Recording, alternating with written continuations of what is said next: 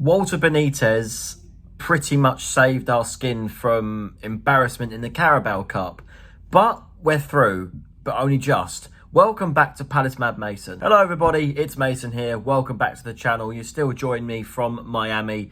I'm back on Thursday afternoon. So obviously I will be doing a vlog for the West Ham game in the Premier League. But unlike the Sunderland game, I was still able to watch this live from my hotel room. And it has finished at Selhurst Park. Crystal Palace 1, our South London rivals Millwall 1, with Crystal Palace winning 4-2 on penalties after the game finished level after 90 minutes. And look, even though we are through to the last 16 of the Carabao Cup for the second year in a row, I feel like today's performance was very, very poor. I'm not going to lie. I think it's probably the poorest performance we've had all season so far. To be honest with you, there's a certain players and personnel that I want to zoom in on, especially Romain Esse. You know, there's been a lot of, criticism in terms of him not getting a lot of game time.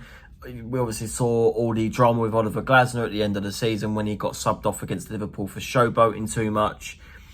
And today, I think it really proved that I don't think I've ever seen a player for Crystal Palace really let himself down over such a short period of time. And Romain Esse, obviously, we signed him back in only January, and we're talking like this about him now.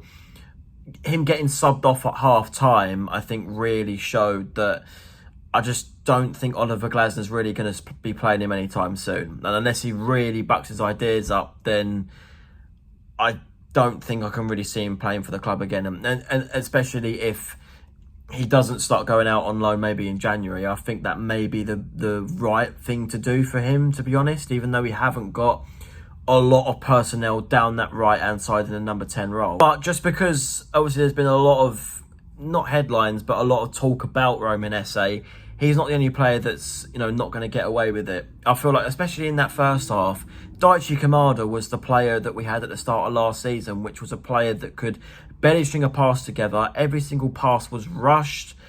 Everyone was talking about Mateta not concentrating, and obviously I think that really showed in the last seconds. The game shouldn't have really gone to penalties when you look at that sitter that he missed.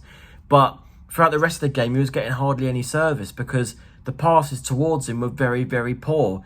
I feel like, with Yeremy Pino, the work rate is there, but the final product isn't just yet. But hopefully that will come over time. Again, when Christantas Uche came on, like in the game against Sunderland, I thought that he was very, very promising and maybe deserves a lot more minutes than what he's being given so far. But obviously, again, give that time. He's, only just about made his debut and everything else. But one player that did make his debut and really impressed, in my opinion, was JD Canvo. I actually think out of the back three, with him, Guéhi and Maxence Lacroix, I thought he was the better of the back three. Was strong, imposing. Yes, it was against lesser opposition, but I feel like if we really need to call upon him in the Conference League, for example, I feel like he will be able to do a really, really solid job at the back there. And if Walter Benitez didn't save our skin in the penalty shootout, then I think I would be giving Canvo man of the match. If I give an outfield man of the match for this video, Canvo would be it, 100%. Also, I did find it funny that while I'm in America, an American international scored our only goal, Chris Richards. It was a very scrappy goal, but I'll take it with how we were playing. And obviously, we needed it because of the late Millwall equaliser that was very poor marking from that set piece, which was a problem that I was talking about 2-3 years ago with this football club. The amount we conceded from set pieces, and that was a really bad defensive error there. Letting Ryan Leonard go around that near post for him to curl it in over Benitez, who's not the tallest of goalkeepers, was a big error, and it could have cost us if Benitez wasn't as good as he was in the shootout. Speaking of the shootout, the actual penalties from Palace's point of view were very, very good and clinical. Mateta's penalty was good. Justin Devaney's penalty was the exact same as the Community Shield winning penalty, and I feel like that was really good as well. Daichi Kamada obviously getting the fourth penalty before Millwall missed for us to win. But hey, we're through to the last 16. It is now 16 games, funnily enough, that we're now unbeaten in competitive all competitions. So that's good as well. But let me know in the comments, guys, because obviously I wasn't physically at the game, but I did watch it live. What was it like, obviously, playing Millwall again? You know, hopefully there wasn't any trouble at Selhurst, but I have seen a couple of videos that might suggest otherwise.